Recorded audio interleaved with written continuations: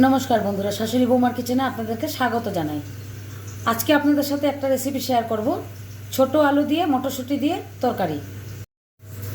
দেখুন, আমি 250 গ্রাম পরিমাণ ছোট আলু সিদ্ধ করে নিয়েছি। এখন আলুগুলোকে ছুলে নেব। আপনারা শীতের দিনে এই ছোট আলু দিয়ে অনেক রকমের রেসিপি খেতে পারবেন, আর এভাবে মটরশুঁটি দিয়ে আলু দিয়ে খেয়ে দেখবেন, দারুণ হয়। এভাবে আমি সবগুলো আলু ছুলে নেব। দেখুন, আমি সব আলু ছুলে নিয়েছি। এখন একটা মশলা বানিয়ে নেব।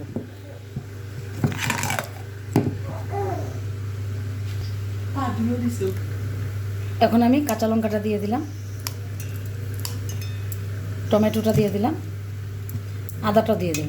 এখন আমি অল্প জল দিয়ে এটা একটা পেস্ট বানিয়ে নেব।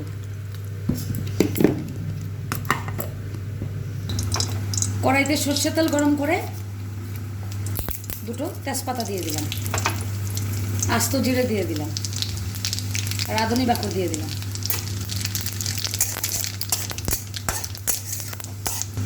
এখন আমি আলুটা দিয়ে দিলাম। আপনারা চাইলে এটা পেঁয়াজ দিয়েও খেতে পারবেন। আমি নিরামিষও করলাম, নিরামিষও করতে পারবেন, পেঁয়াজ দিয়েও খেতে পারবেন। এখন আমি মটরশুঁটিটা দিয়ে দিলাম। মটরশুঁটি অল্প বেশি করে দেবেন,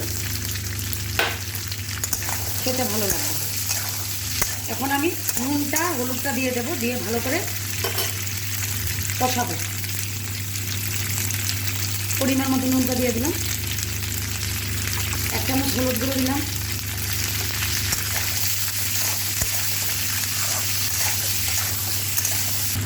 এখন আমি বেটে রাখা টমেটো, আদা, কাঁচা লঙ্কাটা দিয়ে দেব, দিয়ে ভালো করে কষিয়ে নেব।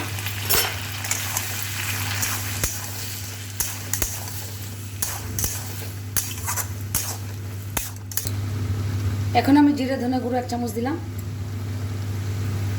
1/2 চামচ লাল লঙ্কা গুঁড়োটা দিয়ে দিলাম, একটা সবজি মশলা দিয়ে দিলাম। আপনারা সবজি মশলাটা বাজারে কিনতে পাবেন, প্যাকেট পাওয়া যায়। সবজি মশলাটা আপনি যে কোনো নিরামিষ সবজিতে দেবেন, দারুণ লাগে খেতে। এখন আমি ভালো করে কষিয়ে নেব আলু আর মটরশুঁটিটাকে। দেখুন, আমি ভালো করে কষিয়ে নিয়েছি। এখন পরিমাণ মতো জল দিয়ে দেবো।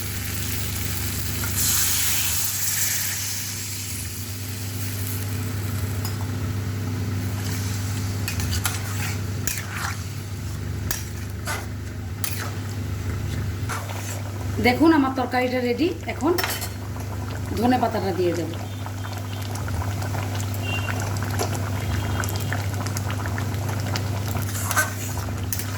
এখন আমি ঘি গরম মশলা দিয়ে নামিয়ে নেব। আপনাদের যদি এই রান্নাটা ভালো লেগে থাকে, লাইক শেয়ার, আমার চ্যানেলটাকে সাবস্ক্রাইব করে দেবেন।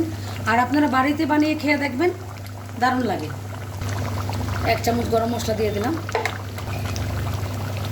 1 চামচ ঘি দিয়ে দিলাম। আমার রান্নাটা কমপ্লিট।